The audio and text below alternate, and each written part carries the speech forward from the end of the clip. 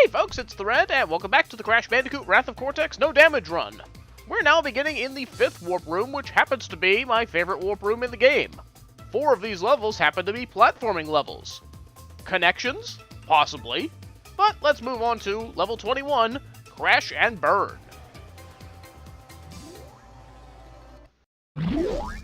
Well, here we are again. I wouldn't necessarily call this irony, but don't you find it a little odd that we keep meeting under these same world domination circumstances? Why not just give up? And let me win for once!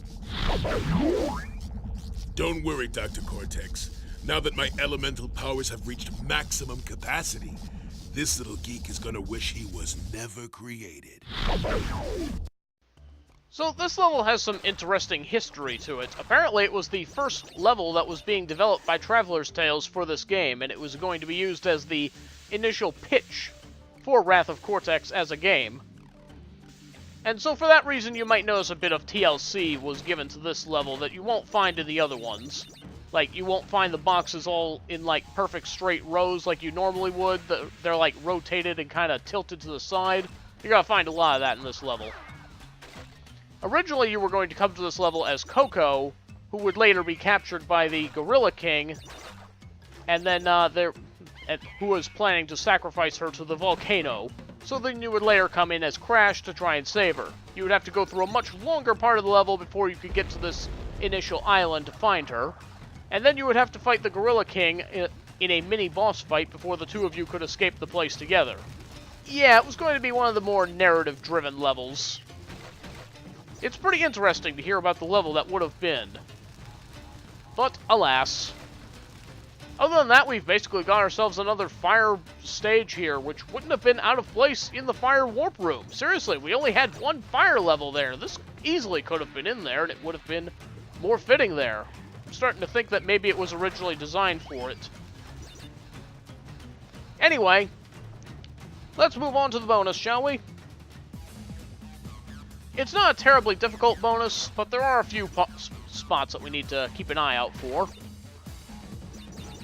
This is also the only bonus room that has an Aku Aku crate in it, which I find kind of curious. I often wonder why there aren't more Aku Aku crates in bonus rooms, because they would make for a nice bonus, don't you think? But that being said, we don't really need this one, so I'm going to let it get blown up with those other boxes. Okay, here's the jump that I don't really feel comfortable with. Okay.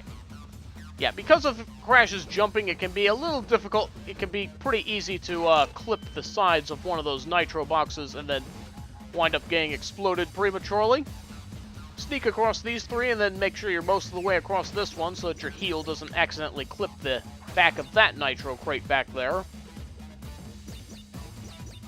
But other than that, nothing too bad to look out for here. And we're through. Alternately, you could just use the Fruit Bazooka to take out some of those explosives, and then you won't have to worry about dodging around them or anything like that, but I don't really like using the Fruit Bazooka, so that's why I wasn't using that. Moving right along.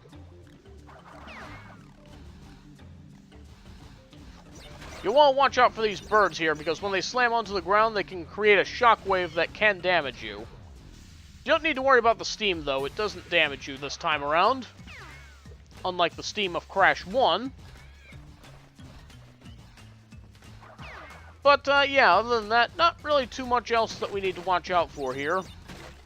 None of the boxes are really hidden in any obscure places, so you shouldn't have a problem breaking all of those. Some of these floating platforms that go across the lava will drop if you stand on them. They're usually the ones that are standing still, so make sure you're... Yeah, like those up ahead, so make sure you're jumping off those immediately. Oop. Not that there's really any reason to stop on them. And up here we have the cage that we would have found Coco in the original version of the game. Presumably this is also where we would wind up facing the Gorilla King. So that's all pretty neat and interesting. And as we head into this cave, you'll actually see an imprint of the Gorilla King inside the wall. We'll encounter that after we're through this Donkey Kong-esque ramp section. Get up there, try not to get hit by the rock.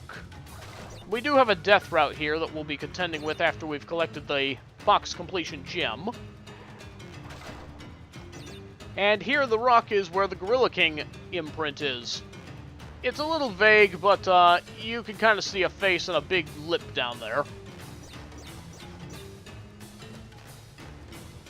Also, I gotta say, I really like the music that plays on this level. We have some little volcanoes here shooting out these little fiery rocks, but the fiery rocks don't actually hurt you. Only the blue flame coming out of that little volcano will actually damage you. Which is odd, to say the least.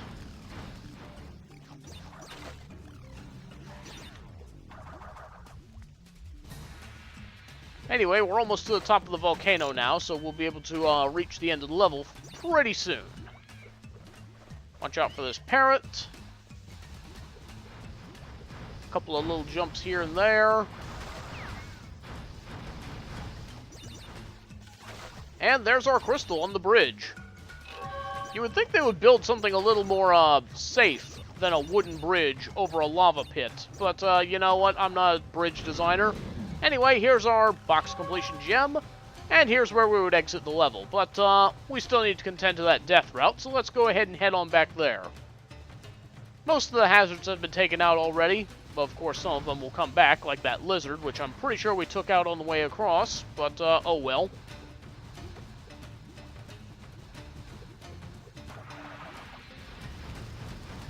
The only other thing you really need to watch out for is the blue fire coming out of those tiny volcanoes. Like I said, don't need to worry about the fire that they're shooting out.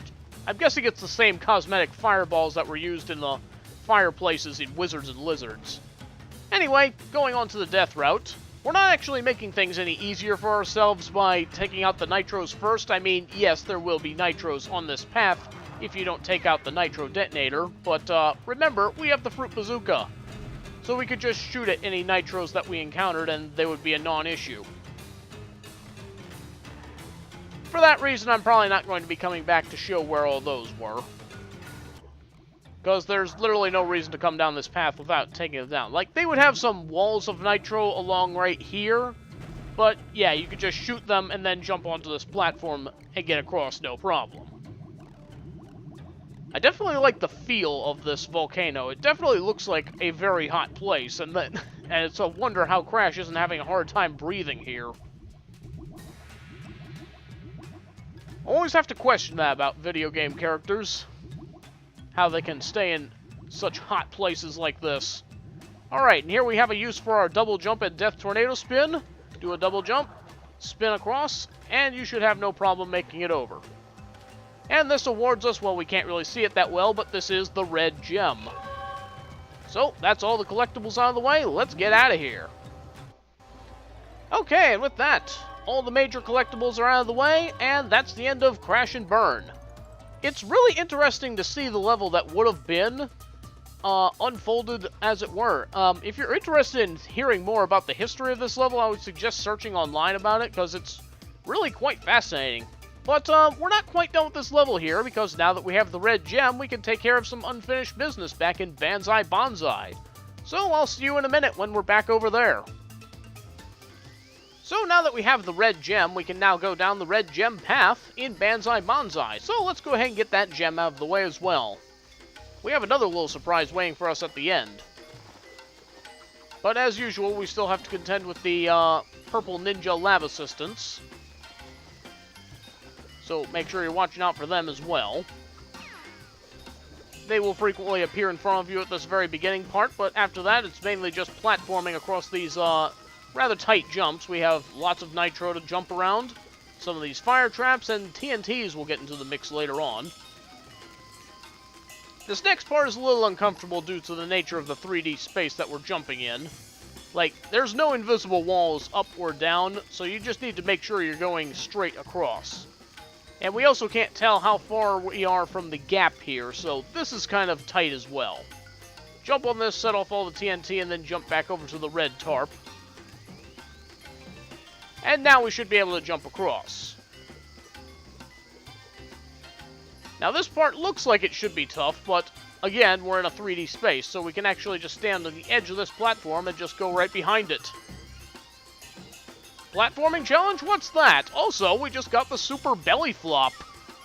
This is the only time that we ever get a superpower outside of a boss fight. Anyway, for a more powerful belly flop, press A to jump and then B at the top of the jump.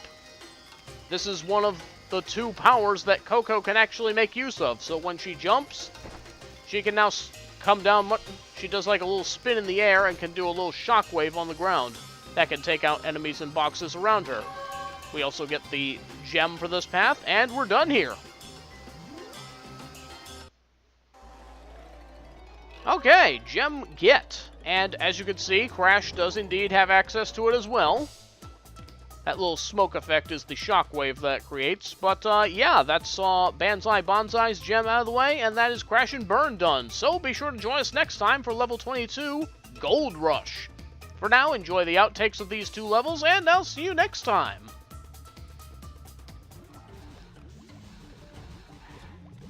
Most of these... never mind. Yeah, I'm just gonna let that one get blown up, because I don't really need it. Well, I need it now. I'm not sure why more bonus rooms don't have Aku Aku masks in it. Oh! That was dumb. And up ahead, we have our use for our Death Tornado Spin and double jump. So slide, double jump, and fall to your death. Good. This one wouldn't have been out of place there. I mean, there's not even really any jumps. Okay, never mind. There were some tough jumps, apparently. We also have another little surprise at the end of this path, but as you might remember from the last time, well, I don't remember the platforming being that hard last time. Don't forget we still have the, ninjas. They're still a problem. Don't forget that we still have to contend with the... Oh, jeez. Don't stand close to explosions. But these next couple of jumps are a little uncomfortable due to the 3D space that we're working around. Case in point,